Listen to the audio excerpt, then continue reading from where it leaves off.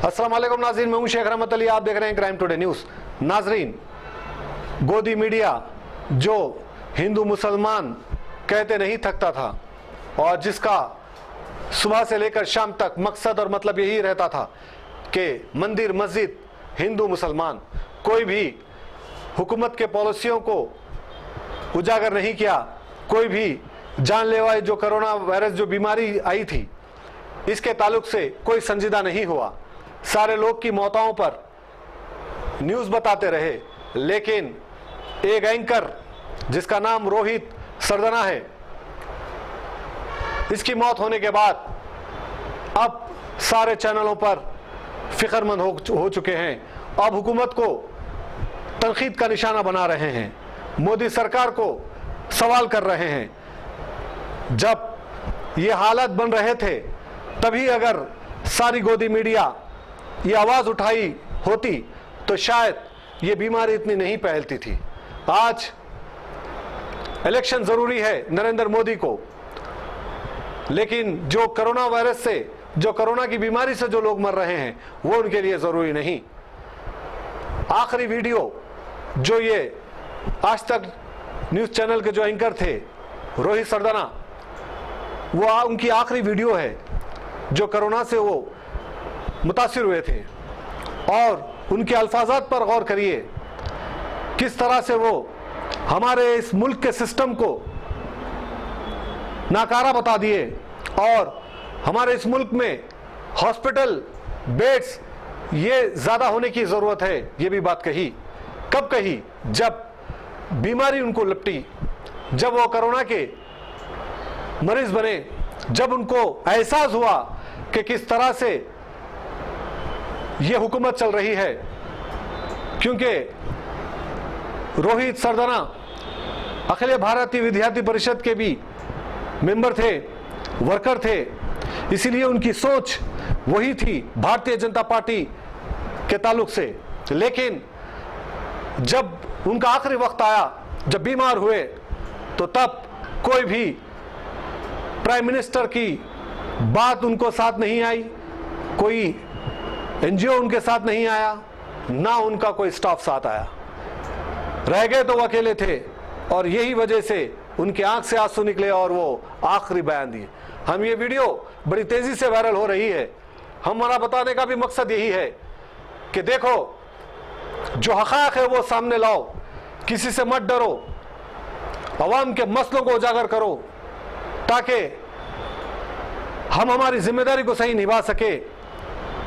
हुकूमत से सवाल करने वाले बनो, तभी जाकर हम हमारा जो पेशा है उसको बचा सकेंगे और हमारी जिम्मेदारी को निभा सकेंगे। शेख शफी की ये रिपोर्ट देखिए। इंसानियत पर जो ये हमला हुआ है उसकी सूरत आज नहीं तो कल बदलेगी, बदलनी चाहिए। मैंने आज से पहले इस देश को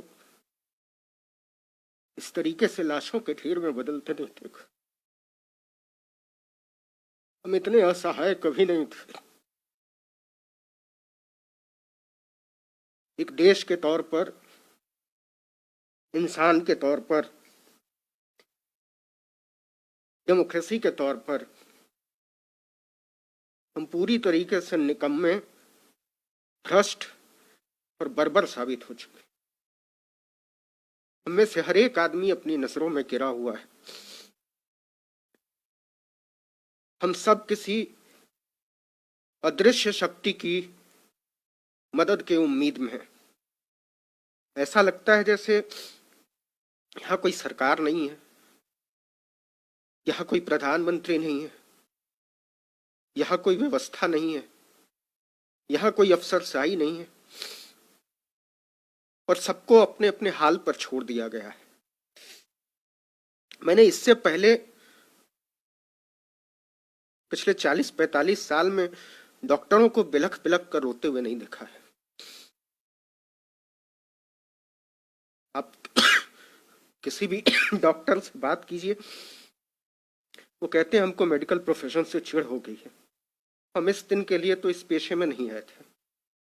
ऑक्सीजन के बिना अपने पेशेंट को तड़प तड़प कर मरना डॉक्टरों की नींद उड़ा दे रहा है।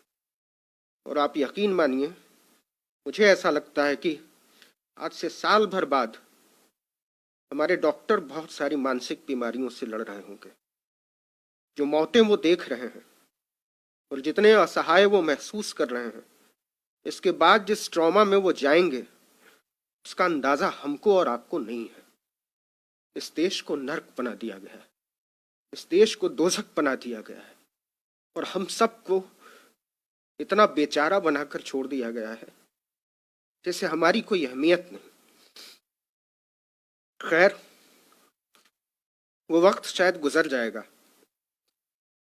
और जब ये गुजरा हुआ वक्त हमारे सामने आएगा तो मुझे नहीं मालूम मैं रहूंगा नहीं रहूंगा, मुझे नहीं मालूम डॉक्टर मनीष रहेंगे नहीं रहेंगे, डॉक्टर सोनू रहेंगे नहीं रहेंगे, लेकिन जो लोग भी रहेंगे वो सोचेंगे कि इस दुनिया को और बेहतर होना चाहिए। वो सोचेंगे कि हमको हमारी आने वाली नस्लों के लिए मंदिर और मस्जिद के झगड़ों से ऊपर उठना चाहिए।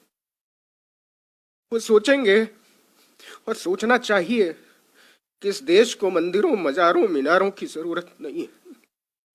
हमको सोचना चाहिए इस देश को अच्छे अस्पतालों की जरूरत है, इस देश को अच्छे स्कूलों की जरूरत है, इस देश को अच्छे मेडिकल कॉलेजेस की जरूरत है, अच्छे डॉक्टर, पैरामेडिक स्टाफ की जरूरत है, दवाइयों की जरूरत है, बिस्तरों और वेंटिलेटर की जरूरत है।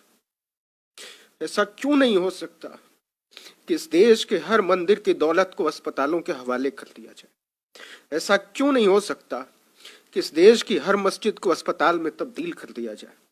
ऐसा क्यों नहीं हो सकता कि इस देश में कोई मंदिर तब तक नहीं उठेगा जब तक कि उसके साथ 100 बिस्तर का अस्पताल नहीं बनाया जाएगा, उसके साथ कोई स्कूल अटैच नहीं होगा?